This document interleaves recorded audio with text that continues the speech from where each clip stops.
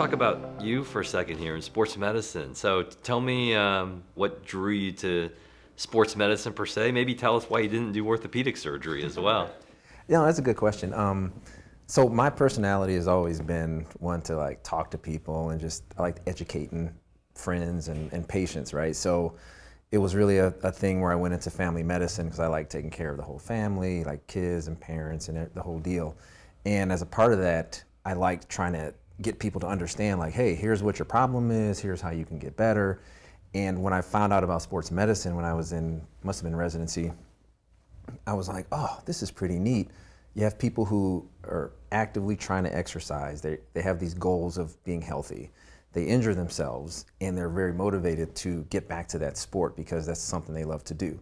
Which we know in medicine, sometimes you have to convince patients to do certain things because it's just good for their health, but they don't always get that immediate feedback on, well, my blood pressure's, I can't tell my blood pressure's high, why do I gotta take this pill? But they know when I can't run or I can't play tennis, so I need to get back to that. So to me, that was a great way to kind of intervene with just their life and just get them back to the things they like to do. So that's what sparked my interest in sports medicine, and that it also was a specialty within family medicine that I could get my arms around and kind of work on just specifically, which led me to what I'm doing here at Emory. So. Yeah, I think my story's pretty similar. I think what's interesting about sports cardiology is, as you're well aware, but a lot of people out there still aren't, it's a relatively new field, right? And this goes back to the 80s, 90s when you had these very tragic cases of sudden cardiac death in athletes, and I think that really generated a lot of discussions about prevention of sudden cardiac death. So the field of sports cardiology probably certainly had its characteristics before it was named an actual field within cardiology.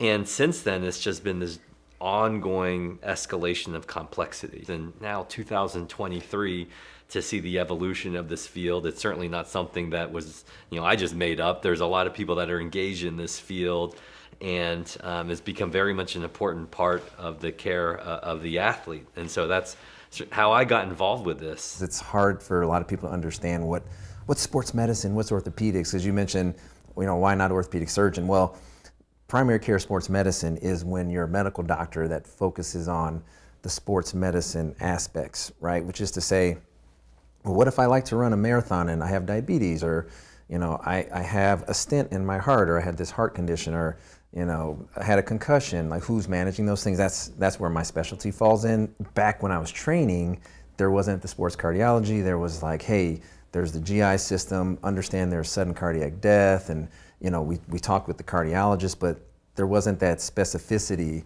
for the athlete. And as time progressed, I noticed that, wow, athletes are different. You go through your training and, heart rate, resting heart rates can be in the 40s and they have bigger hearts. And does that match up with the person who's not an athlete, and how do you differentiate between those people? It's an important point I think you raised, which is also how sports cardiology evolved, which is that athletes really are different, right? And so it's not just different physiology and the way different disease processes may look for the athlete, but it's the fact that in the end, these are individuals that want to exercise, whether it's the competitive athletes that are doing it for a paycheck, but the recreational athletes that just do it for fun, but it's just a huge passion. And it's really important, I think, that people understand that sports medicine isn't just orthopedics, right? It isn't just, well, I tore my ACL, I got to get it fixed. You could tell an athlete, just stop running. Just take 6 months off, and like, good luck with that, right? When people like do they'll be going somewhere else, right? So to get them better and to kind of really meet them halfway, you got to have that experience like you have or I have, where we say, you know what, let's modify. Let's think about how we tweak how much you exercise. Let's just cut back the intensity, change the days. Let's look at how you're training, and that just comes with our field. And I think that's where we provide a value to our patients.